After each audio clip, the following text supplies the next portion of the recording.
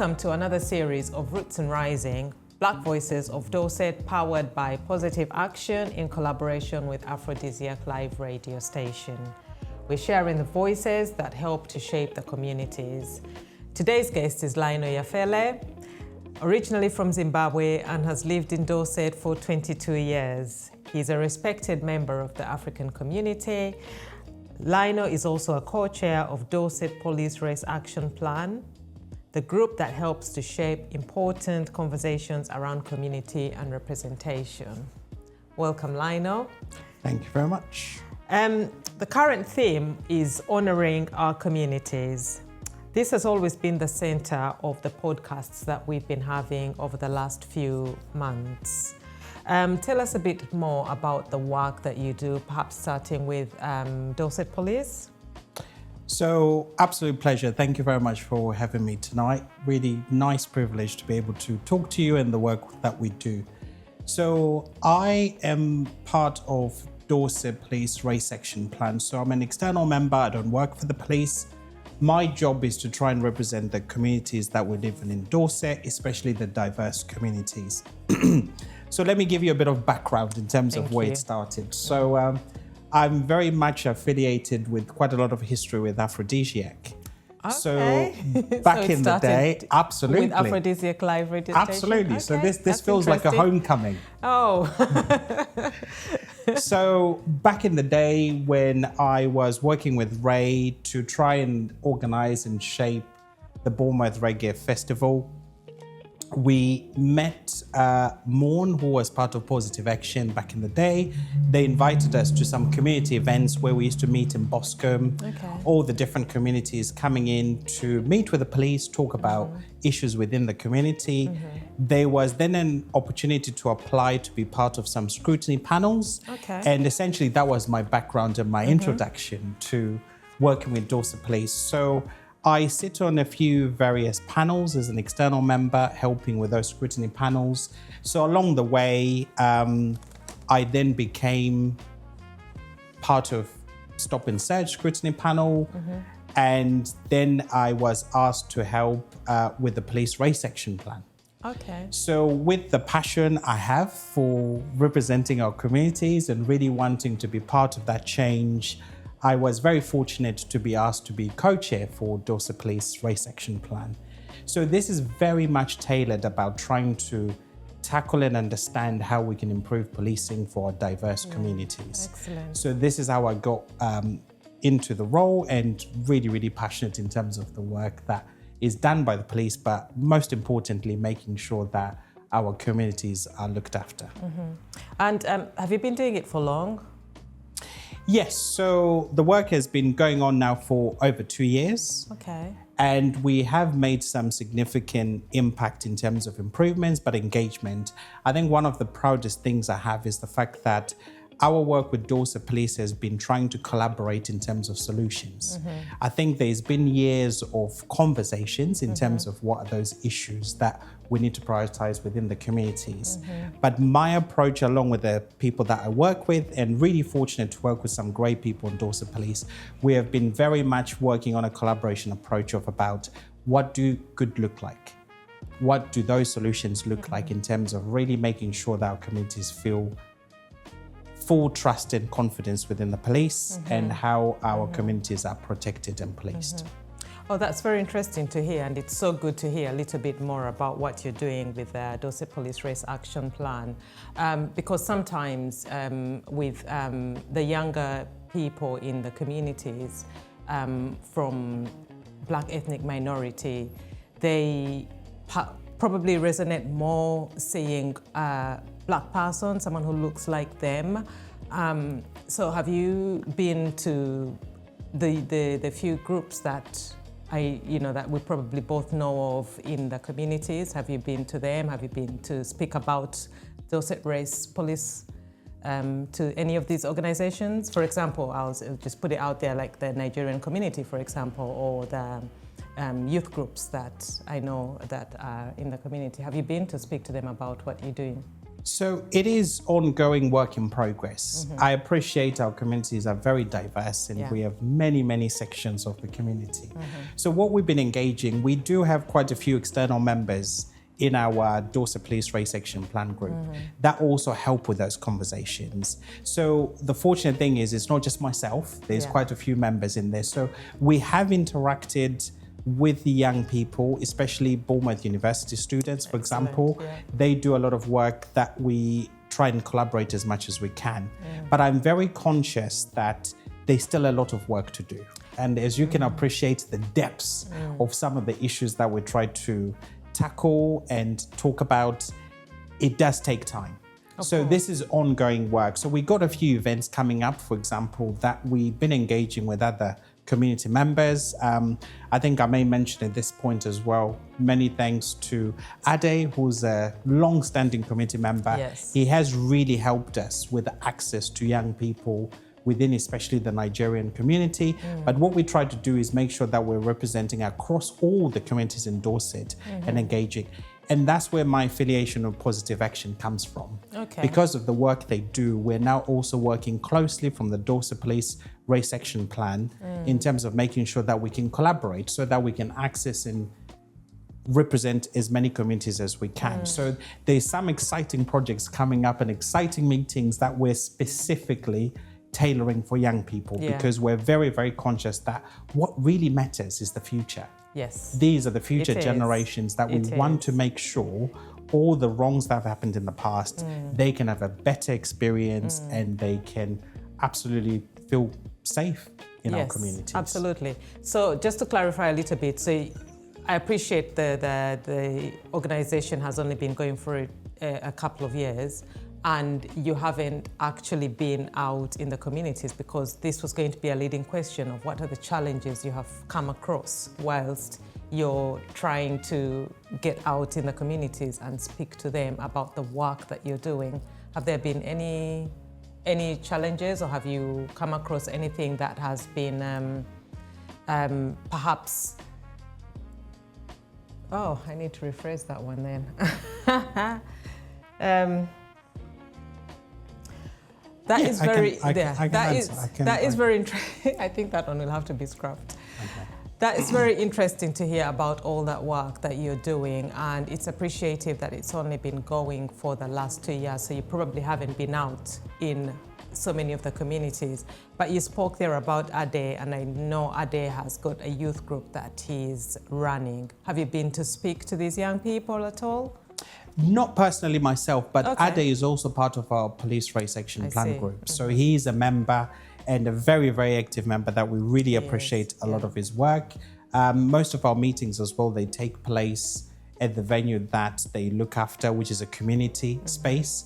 And this is where we also host most of our meetings, especially inviting police staff to have these important conversations. So they are definitely opportunities. This is something that we really want to explore. So I think maybe if I may elaborate, a lot of my focus and my involvement in terms of what we focus on with the Police Race Action Group is more around working with the police to make sure that Black people are fairly treated, fairly policed as any other community members, tackling elements like discrimination, racism. So that's where our focus has been. But what we do understand is important to make sure that we are also a very important liaison between the police and our communities. So what we've done is, now that we've established that framework and now we've got access to have those important conversations. So for example, I sit on the legitimacy board with Dorset Police. So we have meetings with the Chief Constable of Dorset Police in making sure that the race action plan is part of the main agenda in terms of tackling these issues. So what I'm really proud of is the fact that we've established ourselves in terms of that functionality. So now we want to do is to really further that, strengthening the understanding and the work that we do so that communities understand as well what we're doing. But most importantly, making sure that they see the results of all the work that's going on behind. Wow, so much work still to do. Absolutely. So just to add a bit more light to almost touch on that point as well, we have a few events coming up which are going to be specifically tailored to reach out to young people and have those conversations. So many of us will be involved in that. I can't disclose the details yet as we're still just undergoing all the prep work, but I'm really, really excited that towards end of summer or just after summer, we will have an event completely tailored on just young people and making sure that we can interact and engage, but give them access so that they can have positive experiences with the police, but also the opportunities that lie within the work that we're doing. Oh, wow. I can't wait to hear more about that one, or when it actually takes place. You said a little bit about the stop and search. So what exactly in the stop and search part of the work that you're doing, have you been advising the police, or have you been, probably not out and about in the stop and search, but because that is also another big thing where some people from Black ethnic minority groups have found that they are wrongly searched by police because of the way they look. Have you had these conversations at all? Absolutely. I'm probably the most talkative person when it comes to representing these issues. So, and I'm so glad you have asked me that question, because these are some of the things that we really want to make sure we can explain the work that's going on, but also share those opportunities that the communities can get involved. So it's something that we consciously know we need to promote more and make people aware how they can engage and represent and help us to make sure that we can continue to do all this work behind. So the stop and search scrutiny panel, how it essentially works is the fact that the police are very much aware that we do have some imbalances, if you like, in terms of some of those statistics. So Dorset Police for many years has been an outlier in terms of the differences between stop and search, between black and white, for example. So at some point, kind of just to give you a bit of an insight, on average, a black person is 8 times more likely to be stopped and searched in Dorset compared to other areas. Now, what I need to elaborate with that is Dorset Police have been very open and engaged in these conversations, and there's been a lot of work behind.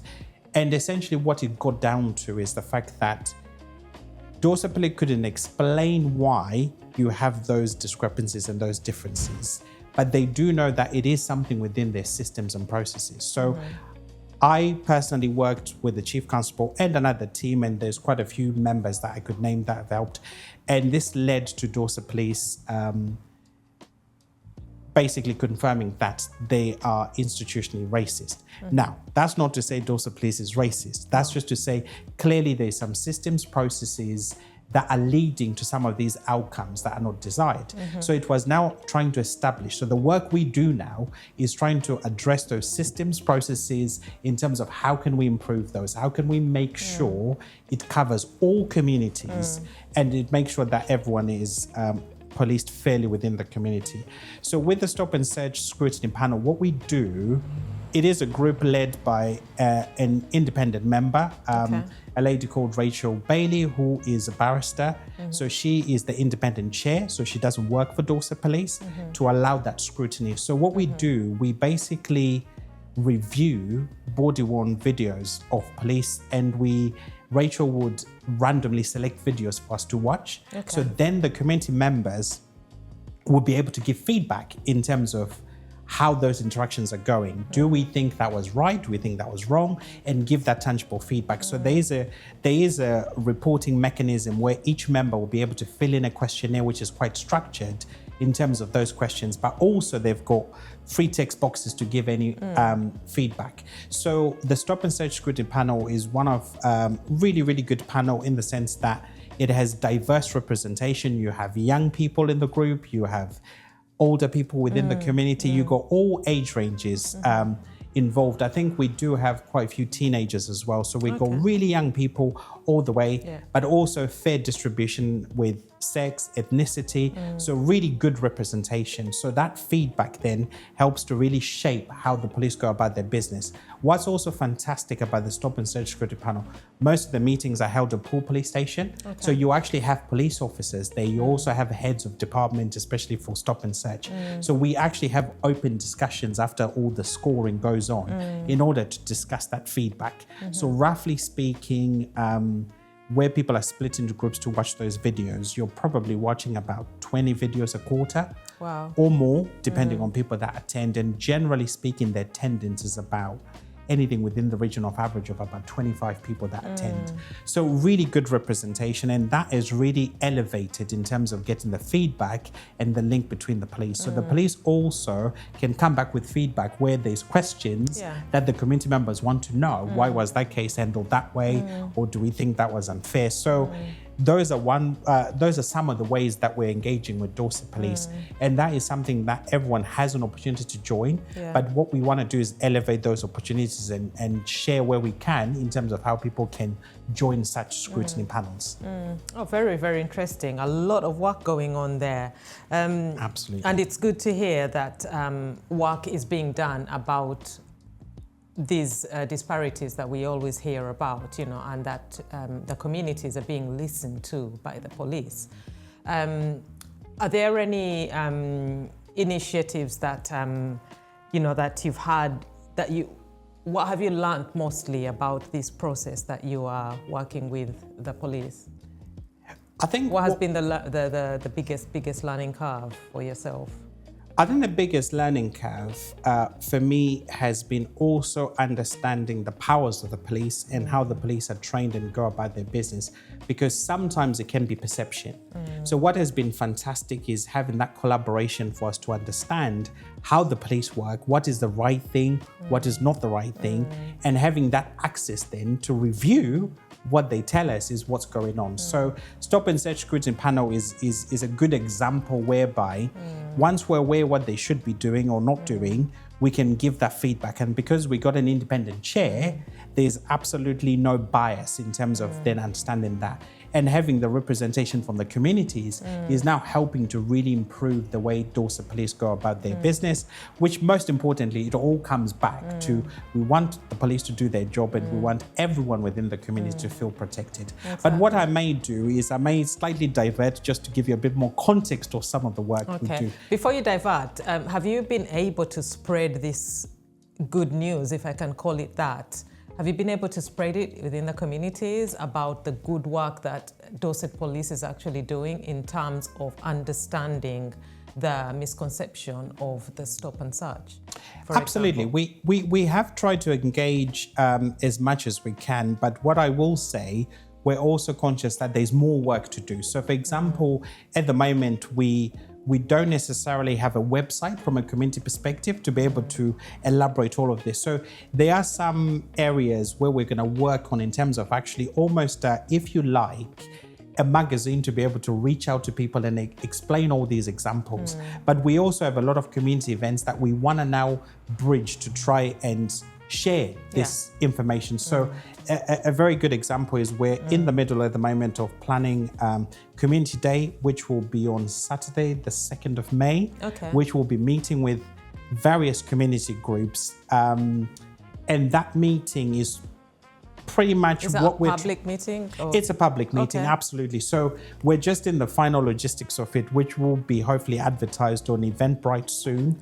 It is a bit of a tight rush, but it's all in relation to the Steve Lawrence Day that we want to celebrate. So that event, specifically what we're going to do, I'm going to be one of the guests at that meeting to talk about the work we're doing, but we also have some representation from Dorset Police heads to talk about some of the work that we're doing and the listening as well, which is really important to be able to share back that the community are very open in terms of saying all the issues.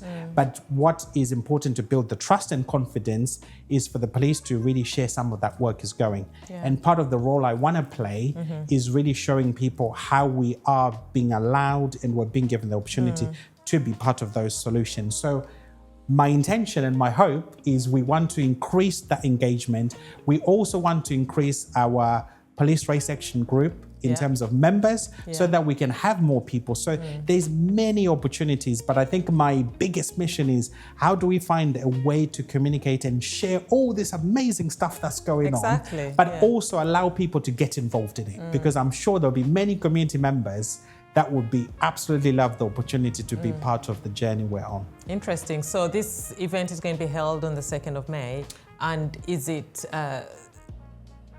the police action group event, or is it an event that you are going to that is organized by someone else? So this event actually is going to be is now going to be organized by one of the groups that's part of ADIS, so a community group, which is called Overcomers Achievers. Achievers, yeah. Absolutely. So they're now going to host this event, and then we will be guests, including some of the members from Dorset Police. So it will be a community event, and really grateful as well from the momentum to even facilitate such a conversation. So unfortunately, because of the timelines, we are trying to make it work. So numbers may be a little bit limited, but we have made sure that we want many communities to be represented as much as we can. But hopefully, I want this to be really a kickstart to almost a calendar of events that we can engage more and share some of this news. But I'm also conscious that we always need to make sure that it's a two-way street. We need to make sure the communities can also feed back what they're seeing that's going well or not going well. And we know the world we live in, things change, right? So there's things that we might be working on, but new things might appear. So what I'm really, really keen on is I would love to get to a place where we've got a calendar full in advance of all the events we're doing. But like I said earlier, a platform as well where we can share how people can get involved and how community members can join us in this force of the journey we're on. Excellent. And I can see the passion, I can feel the passion within the way you're speaking about this.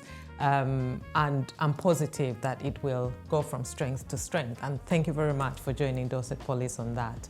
Thank you. This podcast is powered by Positive Action. So with the work that you're doing, have you come across Positive Action before? Have you heard of Positive Action Network? Yes, I do. And I must say, I'm a big fan of Positive Action, and it's such a privilege to work with Positive Action, especially, namely, Clara and Ali Cox. We've been liaising lately, including Share as well. So apologies if I forgot anyone else. But no, really, really pleased with them. So my history of Positive Action was probably limited years ago. There is a gentleman called Morn who was part of Positive Action, and he used to come out in Charminster, knocking doors, trying to engage with diverse communities. And that was my first time to hear. But at that point, I think I wasn't really aware of what work they do, but I really loved his energy, and I loved the fact that he was knocking doors to have the conversations with the community, which was brilliant. So that's how he then invited us to an event that was happening in Boscombe. And that was my first time of meeting Dorset Police members. And that's how we engaged into scrutiny panels in terms of how we would join. And that was my history. But now, fast forward years later, I because of being co-chair of Police Race Action Plan, I was always conscious that we have the likes of now understanding what Positive Action do. I was very conscious that there's a lot of alliances and a lot of synergies that we have in terms of the work we do. So I've been very, very passionate about we need to collaborate where possible, because we have pretty much the same aims and visions. And being part of the community, I really love in terms of being able to help or push any agenda that we can for the community. So off late, we been having catch-ups and sharing ideas. So there is a very, very exciting idea, but unfortunately I can't reveal the details. Can't reveal again. But what we are pretty working on would be a great collaboration that it's not limited to just Police Race Action Plan and Positive Action. Though we would be the administrators behind it, we are trying to create an event, which hopefully we're hoping it's later this year, specifically tailored at young people. But hopefully this is the first of many of events that we want to do in order to educate, give insight to what the police do, but also bringing the community together, creating positive experiences, having these conversations of the work that's going on, but hopefully also investing in our future generations. We understand the history. We understand there's a lot of history, but what's more important as well is making sure, can we have that influence on our future generations, their experiences. So hopefully I will love to be sharing the details, but I've got to make sure everything is all signed off and agreed. But hopefully we'll share those details, and you'll be more than invited to join us later this year. We look forward to it. because it's very, very important what you touched on there about raising the voices of the communities and the young people that have not been heard. And I believe and trust that with the work that you're doing and podcasts like this, we're trying and we'll be able to achieve that goal. Moving on then from Positive Action to Aphrodisiac Live Radio. Can you tell us a bit more about anything you've heard of? Obviously, you started from Aphrodisiac Live Radio. Can you tell us a bit more about your journey with Aphrodisiac? Absolutely. So I am a man of many things. I can see, and we've jumped, straight away you jumped into the work that you're doing with Dorset Police, and that's been very exciting to listen to. But, I think I was meant to start from the very beginning. You're very interesting to speak to and to listen to with the positive news that you're doing, the positive work that you're doing. So you've been in, is it Dorset or is it generally the UK that you've been here for 22 years? Or? So I've been very fortunate. I've always lived in Bournemouth, so Bournemouth feels like home, hence why I absolutely love Dorset. Yeah. So to give you a little bit of what I do, I guess I can't really start 22 years ago because we'll be here all night, I promise you that. But essentially, just to give you a bit of a fast forward in terms of where I am. Yeah. I live in Bournemouth, lived in Bournemouth since then, hence why I've seen a lot of change. I've seen many things and I have many interactions in terms of with the communities because of living here for quite a long time. So at the moment, I am studying law at Bournemouth University, part-time.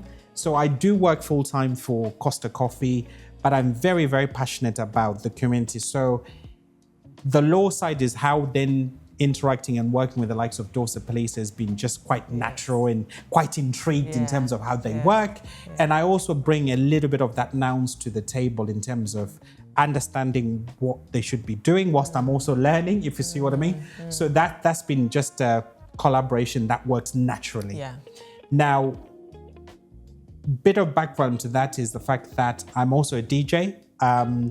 So hence my the collaboration DJ with Aphrodisiac. Absolutely. So you're a man of very many, pockets of things that you do. Absolutely. So I am a DJ.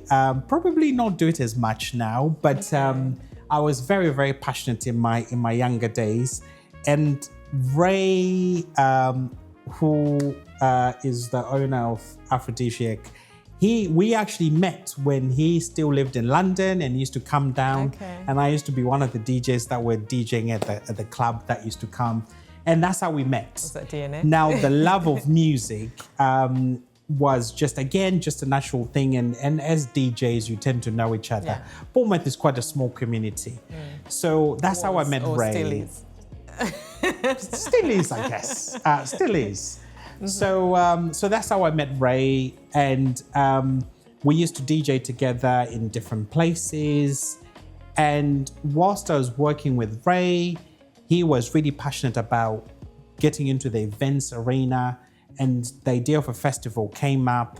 So it was quite a bit of a transition, if you like. So DJing Bournemouth venues and then trying to move into that festival arena. So when Ray spoke to me about it, it's something that I was really intrigued by because it was different. And I absolutely saw a gap in the market. Now, this idea actually started before COVID. Yes. So within our working, we started talking about it, and it's something that we just thought we'll collaborate, share ideas. And sometimes ideas can feel like can't materialize, almost like a dream. Yeah. So one of the things that I was very keen on with my experience in operations, I really thought, let's put things to paper. Let's really start talking about it. And that's how we sort of collaborated. And Ray had a vision. Yeah. And my role was to try and see how do we bring that vision to life. So that's how we pretty much collaborated on it and pretty much build the idea from scratch. And that's how Bournemouth Festival came to life. And I think really credit to Ray because it always starts with a visionary. Yeah. you gotta have someone who sees that bigger picture, even when no people believe, right? And you think of any examples of how cars were made or trains were made, planes were made. You know, people probably thought these were crazy ideas. So the history of Bournemouth Reggae Weekend still lives with me up to this day, because what happened was we found a gap in the market, and the concept was always based on how do we really bring an event to the community whereby all communities can engage? How do we make people integrate with the love of music and food? And normally with music and food, you can never go wrong. No. But we wanted it to be a cultural experience. So it wasn't an event to say we're doing it for Black people. No. The idea was we're doing it for everyone, but give people the opportunity to learn other cultures within an environment where you're having fun, you're enjoying yourself. So really, really proud with the essence of what that brought. So when we were coming up with a concept and trying to plan it through, unfortunately, COVID happened. Everything went up in the air. Yeah. What that dream was feeling like reality felt like it's impossible now with what was happening. But with that perseverance, determination, and still staying true to the core of the love for the community and for the love of people to integrate, learn cultures through music and food, we still persisted with it. And certain things just sometimes when it's the right time, it just happens. So one of the proudest things that I can always say about Aphrodisiac, and especially with Bournemouth Reggae Weekend, so pleased that with everything that was going on, it was so easy to give up. It was so easy to just shelf the idea. I remember that, So straight coming out of COVID, we managed to successfully still launch the event.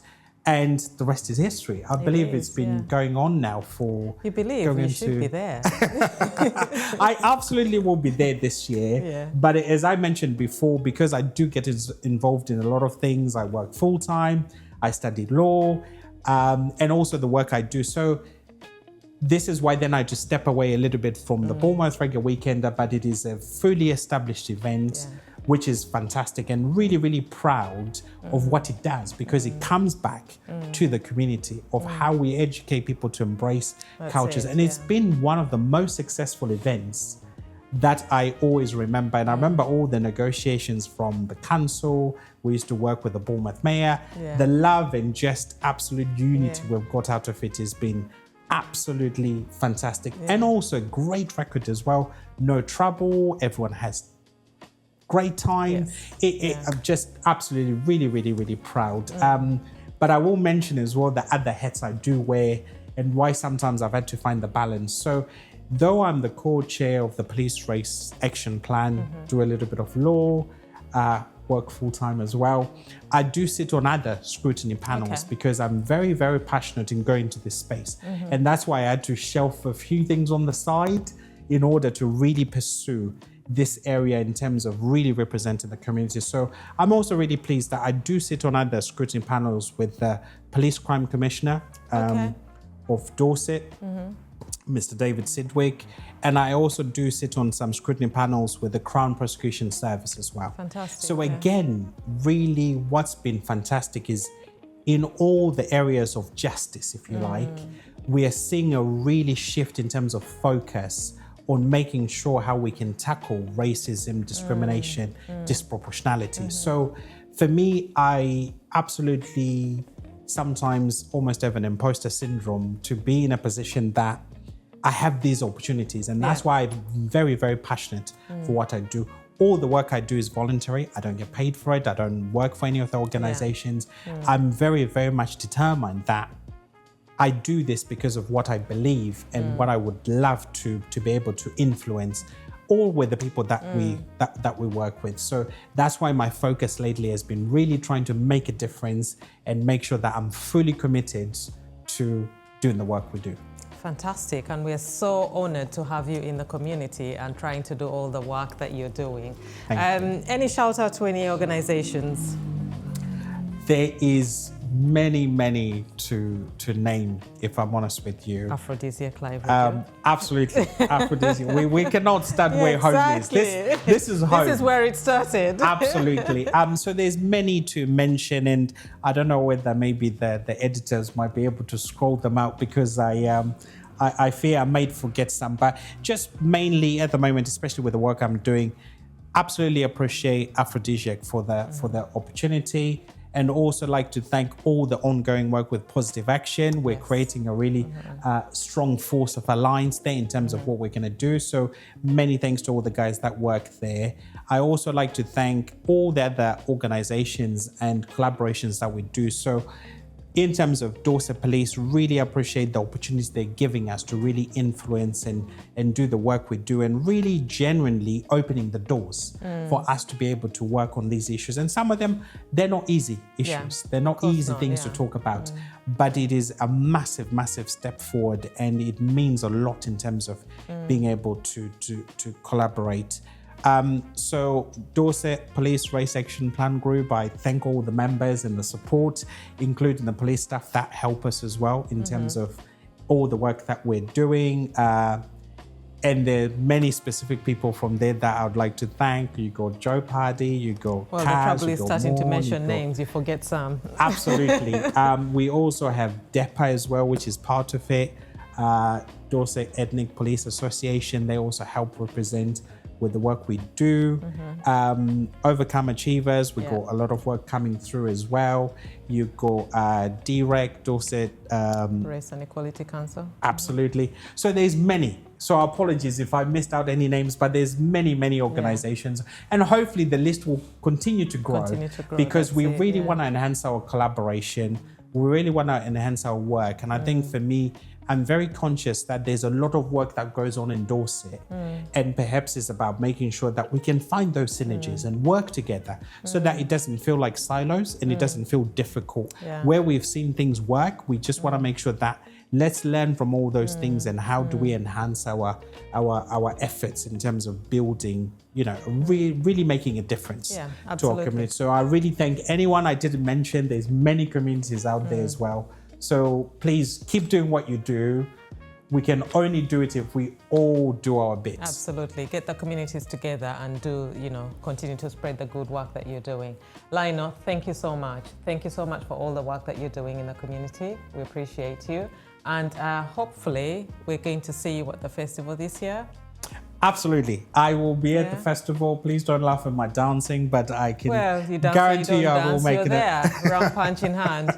And also we look forward to having, obviously we'll have Positive Action Network there, as we always do. And we hope that the Dorset Race Action Plan will be there. Yes, absolutely. I will invite some members, as many as I can. Please do, because we'll make sure we make it. You need to spread this good work that you're doing, and what better way to spread it than at an event like that? Absolutely. Consider it done. Good to hear. Thank you so much, Lionel. Thank you very much, Beckee.